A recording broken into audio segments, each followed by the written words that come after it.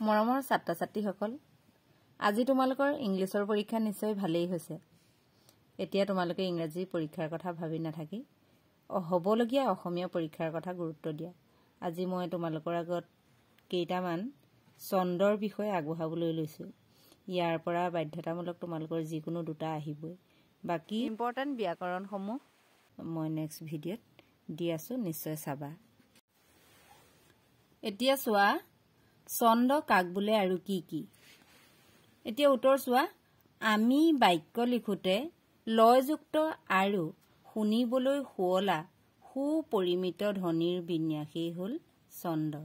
ছন্দৰ ভাগ 1 মিতাক্ষৰ ছন্দ বা মিলিতান্ত আৰু 2 অমিতাক্ষৰ ছন্দ বা অমিলিতান্ত বুলি দুটা ভাগত ভাগ কৰা হৈছে।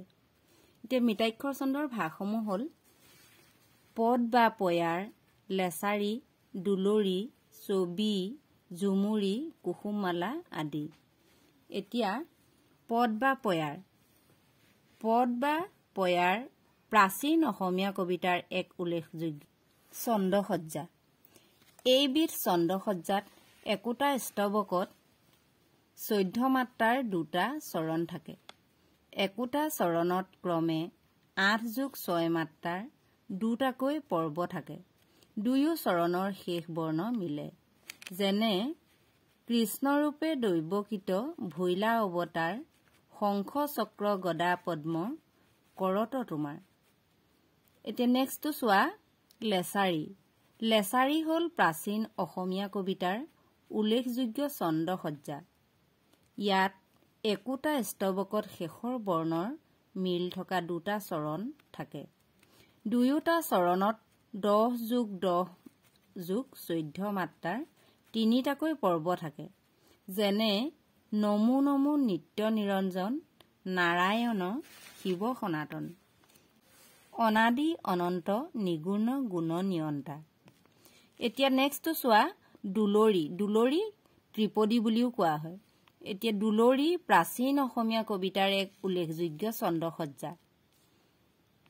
ইয়াত একোটা স্তৱকত শেষৰ বৰ্ণৰ মিল থকা দুটা চৰণ থাকে। দুয়োটা চৰণত 6+6+8 মাত্ৰাৰ তিনিটাকৈ মুঠ 6টা পৰ্ব থাকে। যেনে পাছে ত্ৰিনয়ন দিব্য উপবন, দেখিলন্ত বিদ্যমান, ফল ফুল ভৰি, জক মক কৰি, আছে যত বৃক্ষমান। এতিয়া নেক্সট চোৱা, ছবি। ছবিক দীৰ্ঘ ত্ৰিপদী বুলিও কোৱা হয়। এতিয়া ছবি হ'ল প্ৰাচীন অসমীয়া কবিতাৰ এক উল্লেখযোগ্য ছন্দসজ্জা। ইয়াত 8+8+10 মাত্ৰাৰ তিনিটাকৈ 6টা পৰ্বৰ দুটা চৰণ থাকে। দুয়োটা চৰণৰ শেষৰ আখৰ মিলে। যেনে মেলিলো প্ৰথম চকু তোমাৰ কোলাতে আই, জনমৰ আদিম পুৱাত, মুদিম আকৌ চকু তোমাৰ কোলাতে শুই, জীৱনৰ শেষ সন্ধিয়াত। এতিয়া নেক্সটটো চোৱা, ঝুমুৰি। ঝুমুৰিক ঝুমুৰা বুলিও কোৱা হয়। ঝুমুৰি বা ঝুমুৰা প্ৰাচীন অসমীয়া কবিতাৰ এক উল্লেখযোগ্য ছন্দসজ্জা। ইয়াৰ প্ৰত্যেক স্তৱকত 8 মাত্ৰাৰ 4টা চৰণ থাকে। প্ৰত্যেক 2 চৰণৰ শেষৰ ধ্বনি মিলে। যেনে হেন শুনি জাম্বৱন্ত, ধাইল মহা বলৱন্ত, নিচিনা স্বামীক পাছে, ধৰিলন্ত যুদ্ধক আছে। এতিয়া নেক্সটটো চোৱা, জোনা বা একাৱলী। জোনা বা একাৱলী প্ৰাচীন অসমীয়া কবিতাৰ এক উল্লেখযোগ্য ছন্দসজ্জা। ইয়াত একোটা স্তৱকত দুটা চৰণ থাকে। দুয়োটা চৰণৰ শেষৰ আখৰ মিলে। চৰণৰ মাত্ৰাৰ সংখ্যা 11, পৰ্ব সংখ্যা 2, মুঠতে 22টা মাত্ৰা আৰু 4টা পৰ্ব থাকে। যেনে কুকুৰ খায় হেন মেলচগনে, সিও শুদ্ধ हुए হৰি কীৰ্তনে, চাণ্ডালু হৰি নাম লয়ে মাত্ৰ, কৰিবে উচিত যজ্ঞৰ পাত্ৰ।